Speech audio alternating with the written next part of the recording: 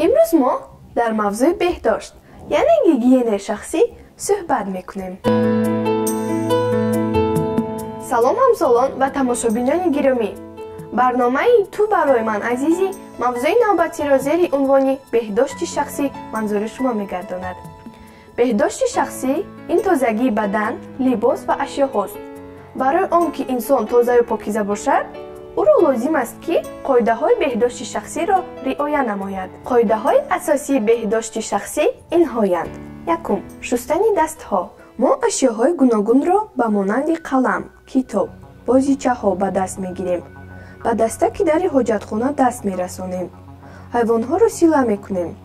در همه این چیزهای ذکر یافته چیزی به چشم معین موجود است که در پوست انگشتان ما باقی میماند. بعد سیر و گشت، بعد حاجتخانه و هر مرتبه‌ای که دست ما چرکین می شود، بعد خوراک و قبل از خواب دستان را شستن لازم است. دوم، تازگی پوست بدن. پوست بدن ما را از بیماری ها محافظت می کند.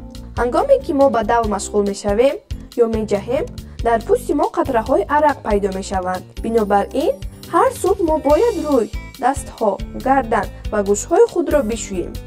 اینچنین بعد سیر و گشت و بگاهی نیز دست و روی خود را شستن لازم است. بعد شستشوی خود را با سچاق تازه خشک پاک کردن ضرور است.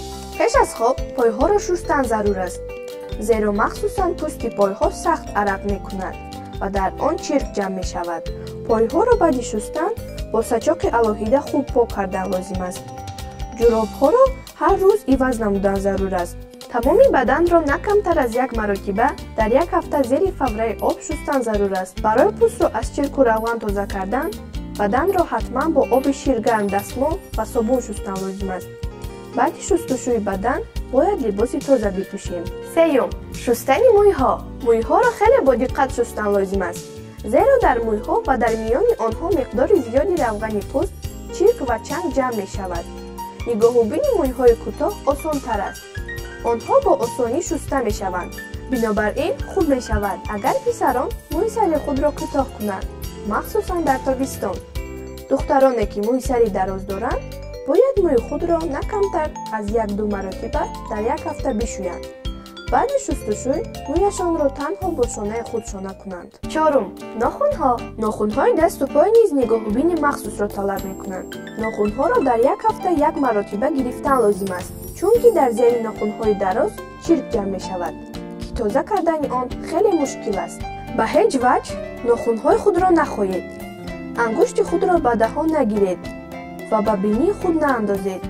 این نه تنها غیر بهداشتی بلکه بی‌مدنیتانه است. پنجم، دندان‌های سالم. دندان‌ها را در یک روز 2 مرتبه صبح و شام تازه کردن لازم است.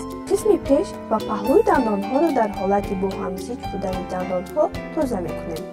تازه کردن دندان‌ها را با غرغره چند کرته دهان تا دم پوره شسته شدن خمیره دندانشویی و انجام می‌رسانیم. ششم، لباس و پایافزال. لباس و پایافزال خود را تازه نگاه دارید. اگر شما می‌بینید که لباستان تازه نیست و بوی خاصی دارد، این لباس را نپوشید.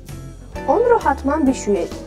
لباس تازه و آزاده را به بر کردن نه تنها از روی قاعده های بهداشتی بلکه مناسب و درست است. پایافزال میتواند کهنه باشد، ولی آن هرگز نباید چرکین باشد.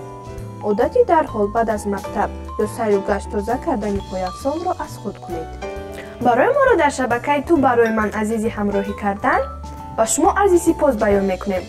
اگر این موضوع بر شما پسند آمده باشد و شما آن را مهم ارزیابی میکنید، شیر دهید، لایک گذارید و در یوتیوب به شبکه ما بپیوندید. خیر تا و خوری آینده.